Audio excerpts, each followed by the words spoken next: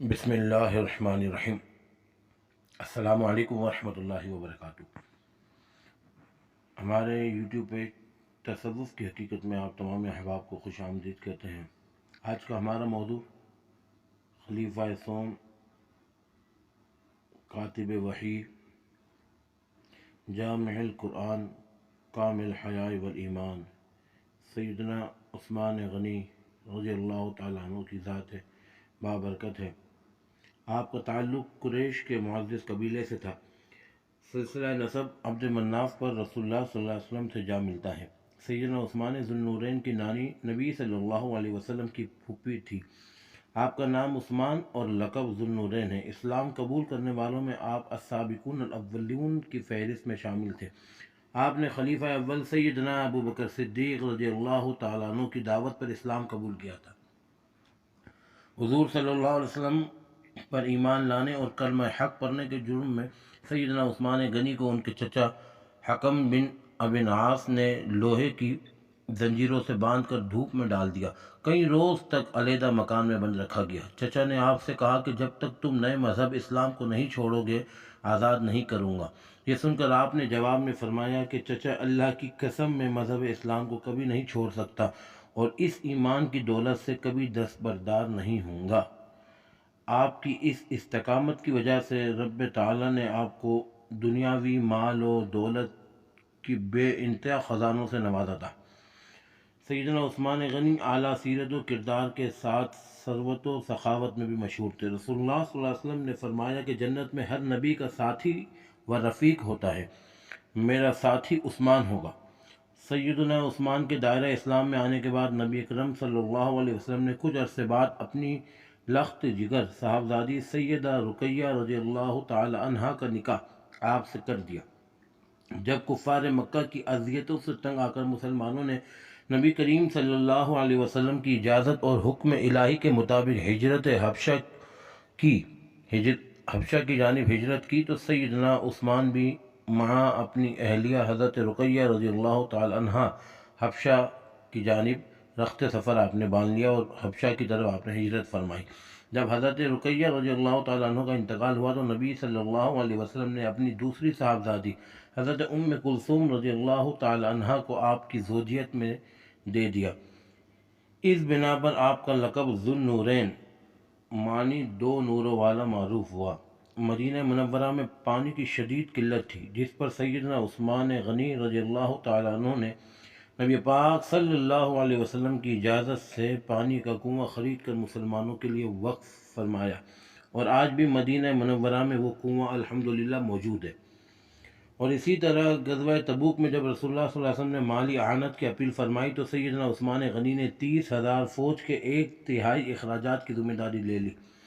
جب رسول اکرم صلی اللہ علیہ وسلم نے زیارت خانہ کعبہ کا ارادہ فرمایا تو حدیبیہ کے مقام پر آپ صلی اللہ علیہ وسلم کو یہ علم ہوا کہ قریش مکہ آمادہ جنگ ہے۔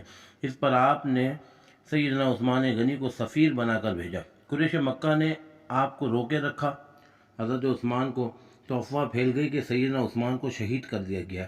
اس موقع پر 1400 صحابہ سے نبی کریم صلی اللہ علیہ وسلم نے بیعت لی کہ سیدنا عثمان غنی کا قصاص لیا جائے گا۔ یہ بیعت تاریخ اسلام میں بیعت رضوان کے نام سے معروف ہے۔ اور اسی دوران آپ صلی اللہ علیہ وسلم نے اپنا ایک ہاتھ اٹھا کے دوسرے ہاتھ پہ رکھا اور فرمایا یہ عثمان کا ہاتھ ہے، تو عثمان کی جانب سے بھی میں بیعت لوں گا۔ تو قریش مکہ کو جب صحیح صورتحال کا علم ہوا تو آمادہ صلح ہو گئے۔ اچھا، جب حضرت عثمان غنی رضی اللہ تعالیٰ عنہ کو نبی کریم صلی اللہ علیہ وسلم نے اپنا جب سفیر بنا کے وہاں بھیجا تو قریش مکہ نے آپ رضی اللہ تعالیٰ عنہ سے کہا کہ عثمان آپ تشریف لے آئیں، آپ جو ہے وہ بیت اللہ شریف کا طواف کریں اور واپس تشریف لے جائے۔ تو آپ نے فرمایا نہیں، جب تک نبی کریم صلی اللہ علیہ وسلم یہاں تشریف نہیں لائیں گے میں بیت اللہ شریف کا طواف نہیں کروں گا۔ تو سیدنا عثمان غنی پھر واپس آ گئے اور یہ معاملات افہام و تفہیم کے ساتھ حل ہو گئے۔ خلیفہ اول سیدنا ابو بکر صدیق رضی اللہ تعالیٰ عنہ کی مجلس مشاورت کے آپ اہم رکن تھے۔ امیر المومنین سیدنا عمر کی خلافت کا وصیت نامہ آپ نے ہی تحریر فرمایا تھا۔ دینی معاملات پر آپ کی رہنمائی کو پوری اہمیت دی جاتی۔ سیدنا عثمان غنی صرف کاتب وحی ہی نہیں تھے بلکہ قرآن مجید آپ کے سینے میں محفوظ تھا، اور یہ جو آج ہمارے پاس قرآن کریم کتابی شکل میں موجود ہے، قرآن مجید فرقان حمید کو جمع کرنے کا جو سہرا ہے، یہ بھی حضرت سیدنا عثمان غنی رضی اللہ تعالیٰ عنہ کے سر مبارک پر ہے، اور یہ آپ کی جو ہے وہ کاوشوں سے اور آپ کی کوششوں اور رب کی عطا اور رسول اللہ صلی اللہ علیہ وسلم کے کرم سے یہ ممکن ہوا کہ آپ نے قرآن مجید کو مکمل طور پہ ایک جگہ جمع فرمایا۔ بطور تاجر دیانت و امانت آپ کا ترہ امتیاز تھا، نرم خو تھے اور فکر آخرت پر ہر دم پشیمان رہتے تھے، اور آخرت کی فکر کو ہر دم پیش نظر رکھتے تھے۔